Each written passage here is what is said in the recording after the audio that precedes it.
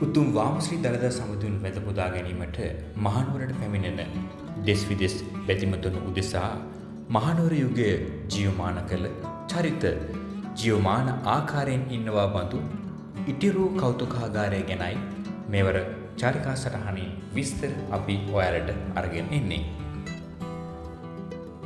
දළදා මාලිගාව ආසන්නයේ මහනුවර ජනපති මන්දිරයේ ඉදිරිපිට පැරණි ඇහැලේපොළ වලව්ව තමයි මෙසේ ඉටිරු කෞතුකාගාරය බවට අද පත් කරලා තියෙන්නේ.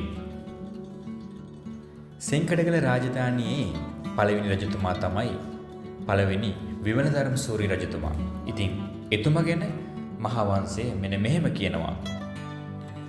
පීතෘ ඝාතක රාජසිංහ රජුගේ ඇවෑමෙන් අප භාග්‍යවතුන් වහන්සේගේ පරිනිර්වාණයෙන් වසර 2135ක් පැමිණි කල්හි සදහැවත් වූත් මහා පුණ්‍ය බලයෙන් යුතු වූත් මහා යසස ඇති මෙතෙමේ විමලධර්ම සූරිය නමින් ශ්‍රී වර්ධනපුරෙහි රජ වූයේය. මුළු ලංකා රාජ්‍යම නිරුපද්‍රිත කොට එබඳුම වූ රාජකන්‍යාවක් අගමහිසිය කොට මහා යසස් ඇති හේ ලබන ලද රාජාභිෂේක ඇත්තේ සදහැයෙන් යුතුව පුණ්‍යකාමීව ලෝකයටත් ශාසනයටත් සංග්‍රහ කරන්නට පටන් ගත්තේය.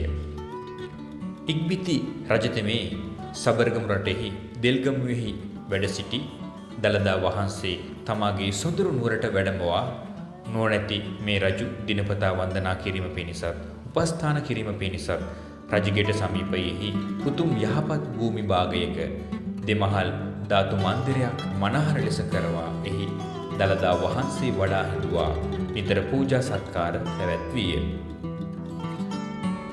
මහනුවර යුගයේදී ලක් බුදු සසුන ඒකාලෝක කළ තවත් එක් රජවරයෙක් ලෙස කීර්තිසී රාජසිංහ රජු හඳුන්වා දෙයි. මහාවංශය කීර්තිසී රාජසිංහ රජතුමා ගැන මෙසේ වාර්තා කරයි.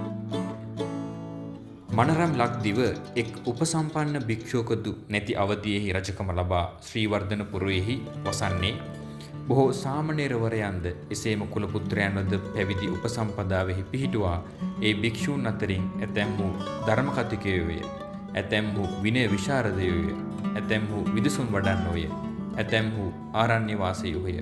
මේ ආදී ගුණෙන් යුක්ත වූ භික්ෂූන් සිය ගණනක් ඇති කරවා මේ ලක්දිව සර්ව ප්‍රකාරයෙන් භික්ෂූන්ගෙන් ශෝභමාන කරවා පින්කම් කරන්නේ දිනපතා සංඝයා උදෙසා නිතිබද්ධ ගිලන්බද්ධ දන් දෙන ලදී.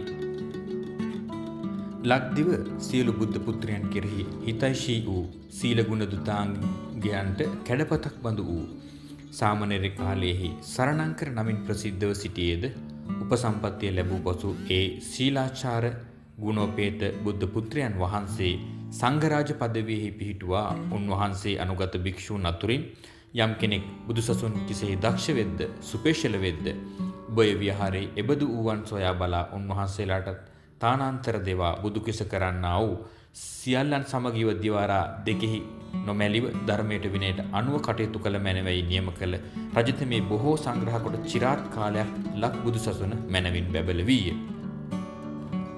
ඉතින් මේ තොරතුරු ජීවමානව තියෙන ආකාරයට ඉටිරු කෞතුකාගාරයේ නිර්මාණය වෙලා තිබෙන අතර විමලධර්ම සූරි රජතුමාගෙන් පසුව සෙනරත් රජතුමා, දෙවන රාජසිංහ රජතුමා, දෙවන විමලධර්ම සූරි රජතුමා, ශ්‍රී විජය රාජසිංහ රජතුමා, කීර්තිසී රාජසිංහ රජතුමා, ශ්‍රී රාජාධිරාජසිංහ රජතුමා සහ මහනුවර යුගයේ අපේ ලංකාවේ සිටපු අන්තිම රජතුමා වන ශ්‍රී වික්‍රම රාජසිංහ රජතුමා දක්වා ඒ තොරතුරු මේ ඉටිරු කෞතුකාගාරයේ ජීවමාන ආකාරයෙන් නිර්මාණය වෙලා තිබෙනවා. ඉතින් ඒ විතරක් නෙවෙයි මහනුවර යුගයේ සුප්‍රසිද්ධ චරිත වූ දෝන කතරිනා බිසව, වීර කැප්පැටිපොළ අධිකාරම්තුමා, වීර මද්දුම බණ්ඩාර, ඒ වගේම වැලිවිට සරණංකර සංඝරාජ හිමියන් ආදී සුප්‍රසිද්ධ චරිත ජීවමාන ආකාරයෙන් දැක ගැනීමට මෙහිදී අපිට හැකියාව ලැබෙනවා. ඉතින් චාරිකා සටහනින් අපි ඔබට ආරාධනා කරනවා නුවර ආපු වෙලාවක දළදා සමිඳුන් වැඳ පුදාගෙන මේ ඉටිරු කෞතුකාගාරය බලන්න ගිහිලා මහනුවර යුගය ගැන අපූර්ව තොරතුරු, ඓතිහාසික තොරතුරු, වැදගත් තොරතුරු ඔබට අධ්‍යයනය කරන්නට අවස්ථාවක් කරගන්න කියලා. ඉතින් තවත් දවසක මෙවන් වූ සොඳුරු වැඩසටහනකින් ඔබ මුණ ගැසෙනකම් මෙවර වැඩසටහනින් ඔබගෙන් අපි සමුගෙන යනවා. ඔබට දළදා සමිඳු පිහිටයි.